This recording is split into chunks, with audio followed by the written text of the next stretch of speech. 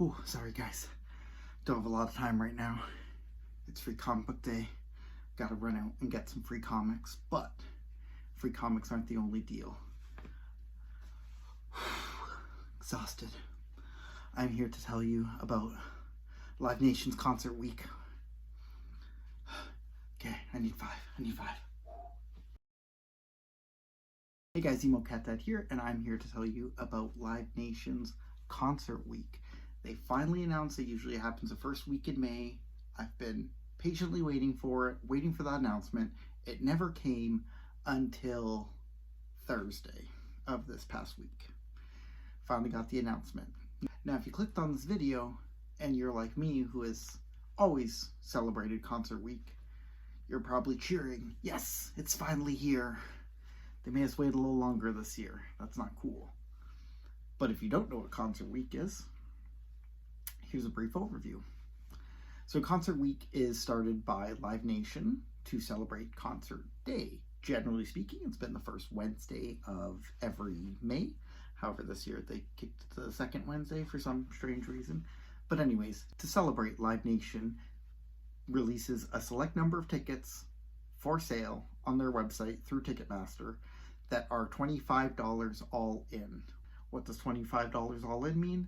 It means it includes all fees and service charges in the $25 price. Now, if your state or country or province, in my case as a Canadian, charges tax, there is still tax on top of it. No way around taxes. Life, death, and taxes, right? In any event, these tickets go fast. So here's a quick rundown of what to expect. The pre-sale is up May 9th at 10 a.m. More on that later on. The general on sale is May 10th at 10 a.m. Now, is it all concerts that have $25 tickets available? Of course not. Live Nation has released a flyer, which we'll go through shortly, with a bunch of the bands that will be having tickets up for $25. Now, not every single show these artists are playing will be included. Generally speaking, it's the shows that are not selling as well or have room at the back of the venue. You're not going to get front row seats for $25 to a Shania Twain concert, I'm sorry to say. You're most likely for a seated concert getting lawn tickets or maybe even the very back section of the venue. That's not to say there's not deals to be had, however. Certain shows that are general admission, you can get $25 tickets for, and that's important. Now, should you sleep on this deal? No. Certain tickets go up and are sold out like that. There's only a limited number for certain shows. And although you could theoretically log on at the end of Concert Week on May 16th and purchase a $25 ticket for some show somewhere, odds are the highly sought after ones will be long gone shortly after 10 a.m. on general sale day. So let's take a look at this flyer. Now, me being the Emo Cat Dad, let's highlight some of the emo adjacent bands. You like things heavy? I see Avenged Sevenfold, I see Mudvayne, I see Pantera. If you're like me, an old school pop punk emo kid, well, there's lots of shows to choose from. The Offspring's on there. They're touring Sheds with Simple Plan and Sum 41 this summer. Fall Out Boy's on there. They're taking out Bring Me the Horizon, among others. Sad Summerfest is on there. That's one of the general admission shows for most venues. Taking Back Sunday, The Maine, and Paris are among the several bands playing those shows.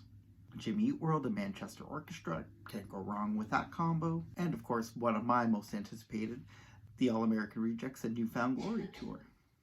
But if you're not an elder emo such as myself, there's still stuff to check out. Maybe you grew up on Big Time Rush. Boom, they're on the list. Maybe you grew up on 5 Seconds of Summer. Boom, they're on the list. Maybe you grew up on One Direction. They're not back together. But Louis Tomlinson's on there. Or maybe you just like current alternative music. Well, I see Maneskin and I see Youngblood. Two bands with ties to the greater scene overall. Now, I don't know about you, but I don't want to miss out on some of those shows. So I'm going to be on early. So the pre-sale for Canadian shows is through RBC Music. And not only that, RBC is also giving you $25 concert cash to use towards a future purchase for every ticket you buy. Now, RBC Music presale is just for RBC members, which I am not, unfortunately. So any Canadian shows, I'll have to wait for the general on sale like everyone else. But for our American friends, or people wanting to attend American shows, there's still some pre-sales for you. If you're a Verizon member, check out your account on May 9th for a pre-sale code. That pre-sale code works just like any other pre-sale code. You're going to go to the show you want. You'll have to hit the little Verizon unlock button, put your code in. You should be good for a couple tickets. Unfortunately, Canadian can't have Verizon. Luckily, something I can have is also hosting a pre-sale, and that's Rakuten. Rakuten gives you cash back on online purchases. It's a free account to sign up for, so anyone can do it. I have signed up, and I'm excited to use it to get 4 pre-sale tickets. That's right, same deal as Verizon. May 9th, you log into your Rakuten account at 10 a.m. There should be a code in there. That code will be good for 4 tickets to any Concert Week show, and it's good until the end of the day. So May 9th, 10 a.m. to the end of the day, midnight. This is all Eastern Standard Time, by the way. But if you're not taking part in the pre-sale and you just want to know if there's anything else you can do, maybe $25 is still a little too much for you. Well, if you're a Hilton Honors member and you've racked up some points, you can exchange 25,000 points for 2 tickets to any Concert Week show. So $25 all in, or like 25,000 free points all in. So again, all pre-sales May 9th, 10 a.m. General on sale May 10th at 10 a.m. all Eastern Standard Time. So how will you know if the shows local to you will be on there? Well, Live Nation on at least May the 10th, though I assume for the pre-sale, they gotta have it updated by May the 9th, but this is the first year I've seen a pre-sale, so I'm not 100% sure on this yet, guys. But they'll update their website with all the concerts that you can purchase, and they'll have a link to click, and it takes you right over to Ticketmaster. Now, if you don't want to run the risk, you can look at your local Ticketmaster events. So for example, I'm hoping to get the All-American Rejects and New Found Glory tour, my local date in Darien Lake, as well as Yellowcard's tour is hitting Syracuse, and there's still some tickets available in the back end, so I'm hoping maybe that shows up.